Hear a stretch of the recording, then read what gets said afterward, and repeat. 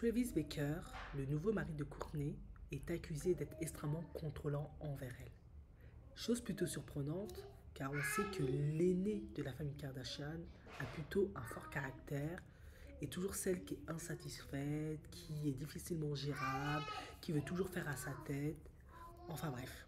Donc le fait d'être tombé sur un qui la contrôle, bah, c'est plutôt ironique. Parce qu'on a vu dans sa relation avec Scott Disick, elle le menait par le bout du nez, mais comme elle voulait, elle décidait de tout, elle imposait absolument tout. Mais là, pour le coup, elle est tombée sur son maître.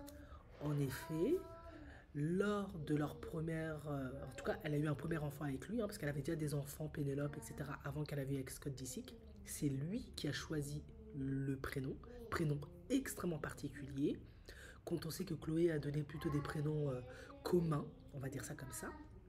Il a appelé le petit garçon Rookie 13 parce que c'était le nom de son guitariste préféré et le chiffre 13 c'est son chiffre fétiche ou je ne sais quoi qu'est-ce. On lui reproche également d'être plutôt froid, dédaigneux avec Courtney, parfois de la mépriser, de lui parler mal. Le style vestimentaire, ben, on l'a vu, lui, il est plutôt gothique, rock, bon, gothique, hein, moi j'appelle ça comme ça, hein, voilà. Plutôt des couleurs sombres, bon, voilà, tout ce qui incarne le rock, machin.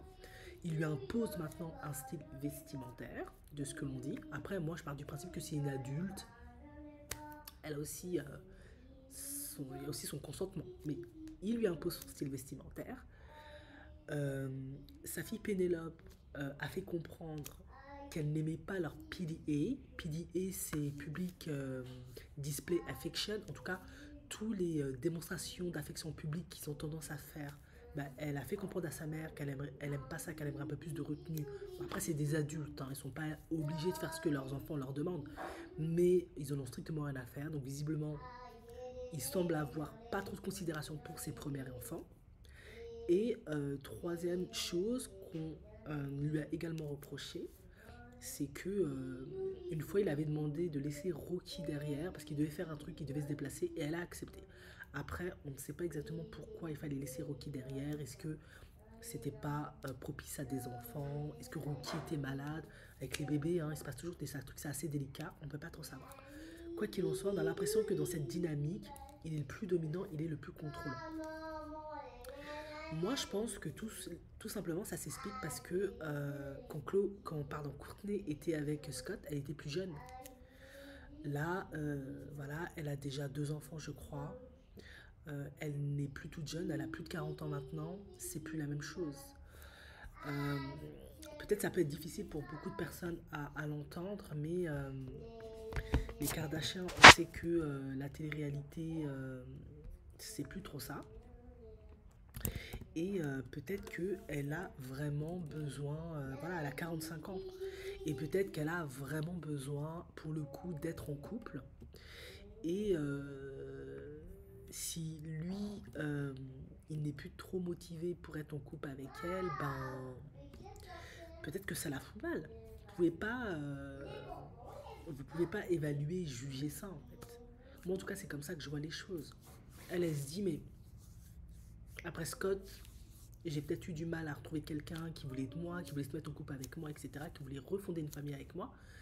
Et maintenant, j'en ai trouvé un. Peut-être qu'elle est en manque de confiance aussi. Parce que comme je l'ai dit, maintenant elle a 45 ans, elle est plus toute belle et jeune et fraîche comme elle était à l'époque avec Scott Disick. Elle a peut-être le sentiment qu'elle a peut-être plus autant d'opportunités.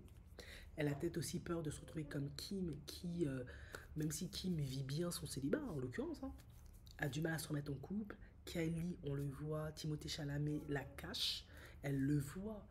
Euh, c'est compliqué. Chloé, ben, elle, n'en parlons même pas, c'est l'éternel baby mama. On dit qu'elle s'est mariée secrètement avec Lamar. Est-ce que c'est vrai, est-ce que c'est faux? Allez savoir. Elle commence à se rendre compte que c'est compliqué pour elle, parce que, on va pas se mentir, autant elles ont de la notoriété et du succès, mais elles n'ont pas une très bonne image. Donc très peu d'hommes avec des acabits intéressants veulent être avec elle. Donc il y a aussi ça. Et moi je pense que bah, elle veut s'accrocher, elle veut que ça marche. Effectivement, les gens disent qu'elle accepte tout ça parce qu'elle est amoureuse et tout. Il y a peut-être aussi ça. Et aussi un autre aspect, ben voilà, la télé-réalité étant ce qu'elle est, peut-être que maintenant ils ont décidé de faire les choses différemment.